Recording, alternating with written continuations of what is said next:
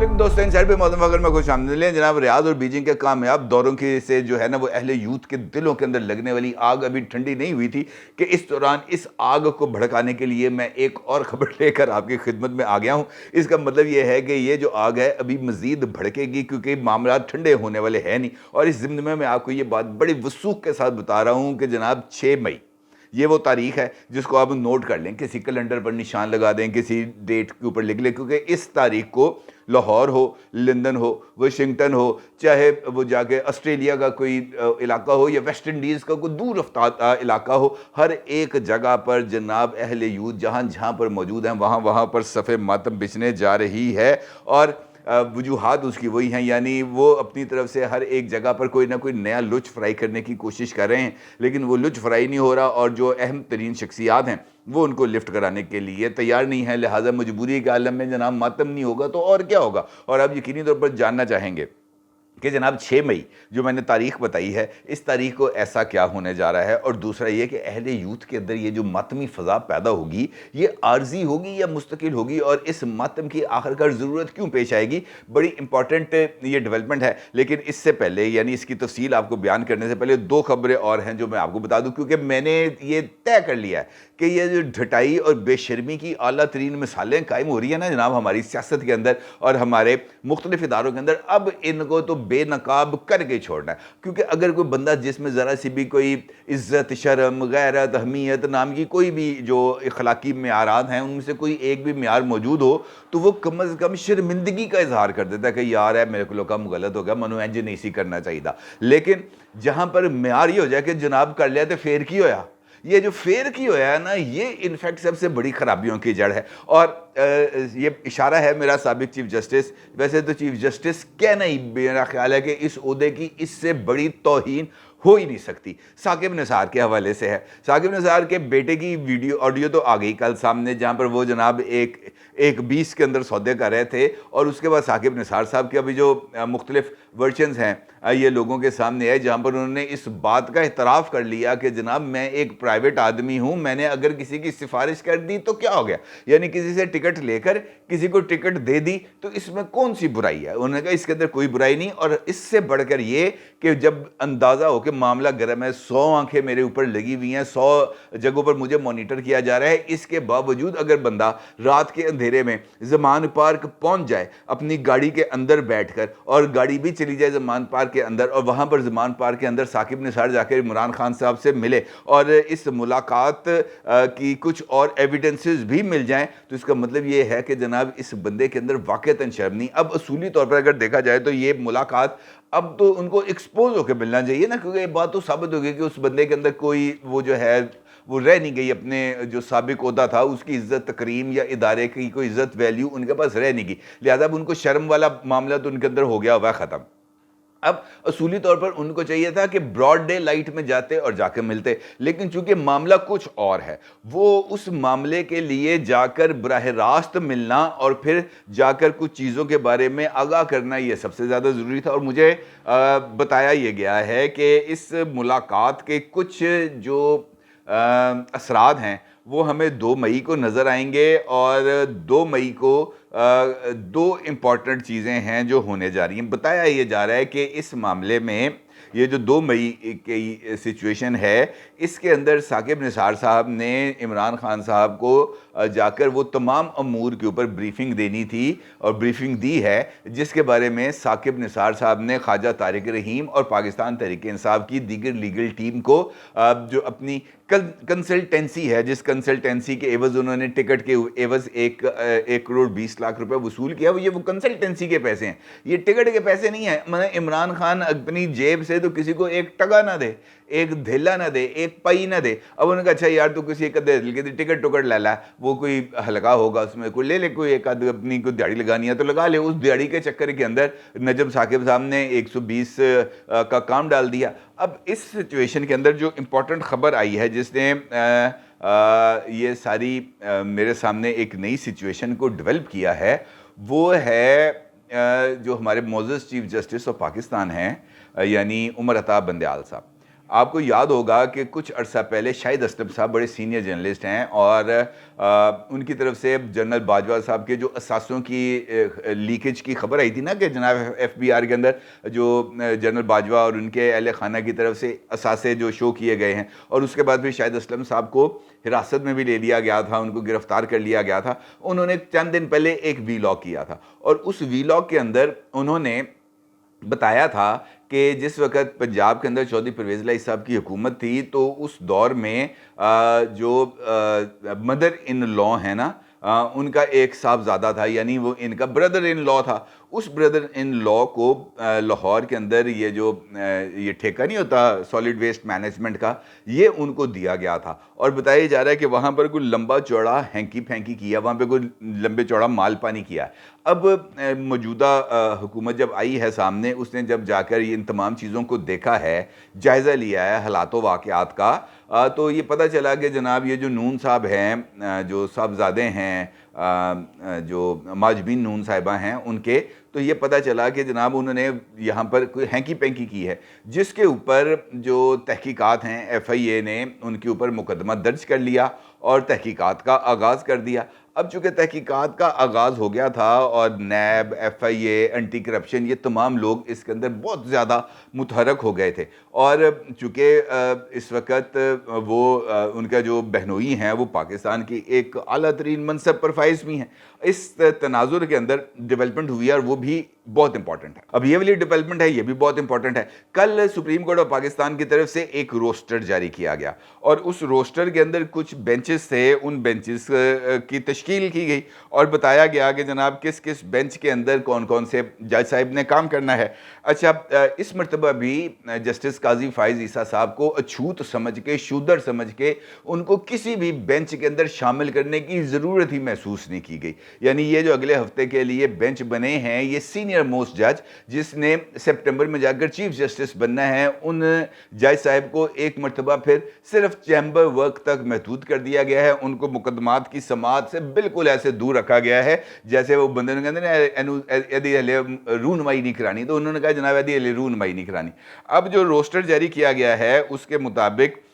یہ جو principal set پر 6 benches مقدمات کی سماعت کریں گے، جس میں سے bench number 1 chief justice Umar Ata Bandial صاحب، جسٹس اطہر من اللہ صاحب اور جسٹس عائشہ ملک صاحبہ پر مشتمل ہوگا۔ اچھا، اسی بینچ کے پاس ایک کیس لگنے والا ہے، اسی بینچ کے پاس، جس کا میں نے ابھی آپ کے ساتھ ذکر کیا ہے کہ جناب یہ جو بینچ ہے یہ مقدمے کی سماعت اس کی ہوگی۔ اب یہاں پر ہیں ڈی جی اینٹی کرپشن، یعنی ان کا نام ہے سہیل ظفر چٹھا صاحب۔ سہیل ظفر چٹھا صاحب کے خلاف ایک مقدمہ تھا جب عمران خان صاحب کا دور حکومت تھا، اور وہاں پر ان کے اوپر بھی کچھ چارجز لگائے گئے تھے۔ ان چارجز پہ یہ جو سہیل ظفر چٹھا صاحب ہیں یہ ضمانت پر تھے۔ اب ان کی ضمانت منسوخی کی درخواست کو اچانک فکس کر دیا گیا ہے جمعرات کے لیے، اور chief justice mister justice Umar Ata Bandial صاحب کی سربراہی میں قائم بینچ جو ہے وہ اس ضمانت کی منسوخی کے کیس کی سماعت کرے گا۔ اور یہ جو دماد صاحب ہیں، یہ اپنے بردر ان لا کی جو کیس ہے جن کے پاس موجود ہے، یعنی سہیل ظفر چٹھا صاحب وہ شخصیت ہیں جو اس وقت چیف جسٹس آف پاکستان کے برادر نسبتی کے مقدمے کی تفتیش کر رہے ہیں۔ یعنی میرا یہ ماننا ہے کہ بظاہر تو یہ لگ رہا ہے کہ سہیل ظفر چٹھا صاحب جو اس وقت بڑا زبردست کام کر رہے ہیں، ان کو سکرو کرنے کے لیے اس مقدمے کو سماعت کے لیے فکس کیا گیا ہے۔ اب یہ جو 2 مئی ہے، یہاں پر اس مقدمے کی سماعت ہے۔ 2 مئی کو 8 رکنی بینچ نے supreme court procedure and practices bill یعنی ایکٹ اس کے اوپر بھی سماعت کرنی ہے، اور 2 مئی کو ہی یہ جو 3 رکنی بینچ ہے جسٹس اعجاز الحسن، جسٹس منیب اختر اور مسٹر جسٹس عمر عطا بندیال صاحب پر مشتمل، اس 3 رکنی بینچ نے اپنی فردر کارروائی کے بارے میں بتانا ہے، لہٰذا یہ تمام چیزیں ایک ہی دن پہ اکٹھی ہو گئی ہیں، اور ثاقب نثار صاحب کا تعلق سہیل ظفر چٹھا صاحب کے ساتھ تو یقینی طور پہ نہیں ہے. ان کا معاملہ جا کے جڑتا ہے اس 3 رکنی بینچ کے ساتھ اور 8 رکنی بینچ کے ساتھ, جہاں پر وہ جا کے کنسلٹنسی دے رہے ہیں. یہ جو رات کو ملاقات ہوئی ہے, اس ملاقات میں بھی ثاقب نثار صاحب نے عمران خان صاحب کو انہی مقدمات کے حوالے سے کچھ بریفنگ دی ہے, اور ساتھ ان کی طرف سے یہ بات کہی گئی ہے کہ جناب آپ کی جماعت کی طرف سے جو رد عمل آیا ہے, اب مجھے ذرا اس پر تھوڑا سا اختلاف بھی ہے, اور آپ کی جماعت کو ذرا کھل کے کھڑا ہونا چاہیے تھا. اور انہوں نے ریفرنس دیا ہے ڈاکٹر ارسلان خالد صاحب کے ایک ٹویٹ کا, جو اس وقت آپ اپنی سکرین پر بھی دیکھ سکتے ہیں. ڈاکٹر ارسلان خالد صاحب اپنے ٹویٹ میں لکھتے ہیں, ویسے پی ٹی آئی کے ٹکٹ جن کو بھی ملے ہیں ان کے لیے مفید مشورہ ہے کہ آپ کو ٹکٹس آپ کے حلقہ یا پارٹی کے لیے محنت, آپ کے والدین کی دعاؤں, آپ کے نصیب اور قسمت کی وجہ سے ملے ہیں. اس لیے اگر آپ لوگوں سے بات کرتے ہوئے کوئی نوسر باز آپ کو ٹکٹ ملنے کا کریڈٹ لینا چاہے تو وہ جھوٹ بول رہا ہے. اب ثاقب نثار صاحب نے کہا, دیکھو جناب, اب آپ کا جو ہے سوشل میڈیا کا فوکل پرسن اگر وہ اس طریقے سے ٹویٹ کرے اور ہمیں نوسر باز کہے, ہمیں جھوٹا کہے, ہمیں دغا باز کہے, ہمیں فریبی کہے, کوئی یہ بات کو زیب تو نہیں دیتی نا بات. تو لیکن بات یہ ہے کہ حقیقت میں تو یہ نوسر بازی نہیں تو اور کیا ہے. یہ چورا نو پی گئے مور, خان صاحب خود پیسوں ٹکٹیں لے کے ٹکٹوں کے بس پیسے اکٹھے کرتے ہیں, اور ثاقب نثار صاحب نے آگے انہی کے چھابے میں ہاتھ ڈال دیا ہے. یہاں پہ تو بڑا یہ دھندا بڑے عروج پر ہے. اس کا مطلب یہ ہے کہ عمران خان صاحب اس طرح کی دیہڑی کچھ اور بھی لگانا چاہیں گے, اور ان کی خواہش ہوگی کہ یہ پنجاب کے الیکشنز ایک مرتبہ پھر ہو جائیں, تاکہ نئے سرے سے ٹکٹیں دیں, نئے سرے سے انٹرویوز کریں, نئے سرے سے درخواستیں آئیں, نئے سرے سے تمنٹوز آئیں, نئے سرے سے بیسمنٹ بھر جائے اور یہ کام آگے چلے. لیکن یہ معاملہ ابھی ختم ہونے والا نہیں ہے. اسی طرح 2 مئی کو یہ ڈیولپمنٹس ہونے جا رہی ہیں, اور اس کے ساتھ ساتھ 6 مئی, جس کا میں نے گفتگو کے آغاز سے ذکر کیا تھا کہ یہ یوم پٹ سیاپا ہے, یوم بین ہے. بین سے مطلب وہ نہیں ہے جو پابندی لگائی جاتی ہے, پنجابی نہیں آتے وین پا رہنی ہیں, بڑھیاں وین پانی ہیں, یہ اس قسم کے انہوں نے وین ڈالنے ہیں 6 مئی. اس حوالے سے بہت زیادہ امپورٹنٹ ہے, کیونکہ نواز شریف صاحب جو اس وقت لندن میں موجود ہیں, نواز شریف صاحب کا محمد بن سلمان صاحب کے ساتھ بھی ٹانکا فٹ ہو گیا, بڑی اچھی ملاقات ہو گئی, وہاں سے پھر دیگر چیزیں, یہ میں آپ کو کئی مرتبہ بتا چکا ہوں. اب ہوتا یہ ہے کہ جیسے بیجنگ اور ریاض میں ڈیولپمنٹ ہوئی ہے, ویسے ہی ڈیولپمنٹ ہو رہی ہے برطانیہ میں, ٹھیک ہے جی. اور نواز شریف صاحب کو خصوصی طور پر برطانیہ کے اندر بھی جو اب شاہی پروٹوکول ہے, یعنی سرکاری پروٹوکول, وہ دینے کا فیصلہ کر لیا گیا ہے. اور اس کے ساتھ ساتھ نواز شریف صاحب کو بطور خاص ان چنیدہ شخصیات میں شامل کیا گیا ہے جنہوں نے جو بادشاہ ہیں برطانیہ کے کنگ چارلس, ان کی جو تاج پوشی ہے اس کی رسم میں شرکت کے لیے خصوصی دعوت دی گئی ہے ویسٹ منسٹر کی طرف سے. اور ان کو یہ کہا گیا ہے کہ جناب اگر آپ اس موقع پر تشریف لائیں تو ہمارے لیے بڑی زبردست بات ہوگی. اور نواز شریف صاحب کو یہ اب تو چونکہ فارمر پرائم منسٹر ہے نا, اس وقت تک تو ان کا کوئی سرکاری عہدہ نہیں ہے, لیکن اس کے باوجود ان کا برطانیہ کے ساتھ جو ریلیشن شپ رہا ہے یا ان کی جو اسٹیٹسمین شپ ہے اس کو اکنالج کیا گیا ہے برطانیہ کی طرف سے, اور ان کو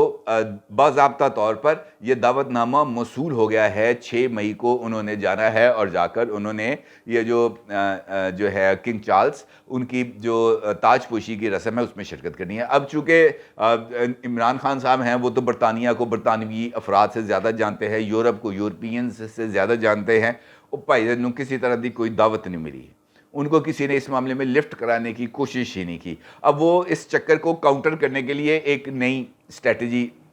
ہے کہ جناب اس معاملے کو متنازع کیا جائے گا, معاملے کو اٹھایا جائے گا کہ جناب ایک سزا یافتہ سے وہی پرانی بین جو بجانی ہوتی ہے اسی کو نئے سرے سے بجانے کی کوشش کریں گے کہ جناب وہ جو